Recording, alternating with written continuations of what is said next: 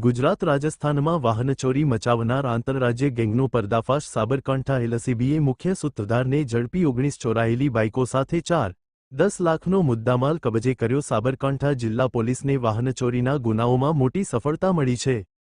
સાબરકાંઠા એલસીબીની વાહન ડિટેક્શન સ્કોડે ગુજરાત અને રાજસ્થાનમાં મોટરસાયકલ ચોરી કરીને આતંક મચાવતી આંતરરાજ્ય ગેંગના મુખ્ય સૂત્રધારને ઝડપી પાડ્યો છે।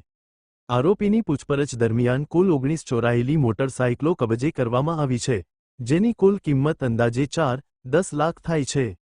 આ કાર્યવાહીથી કુલ 10 વાહનચોરીના ગુનાઓનો ભેદ ઉકેલાયો હોવાનું પોલીસે જણાવ્યું છે।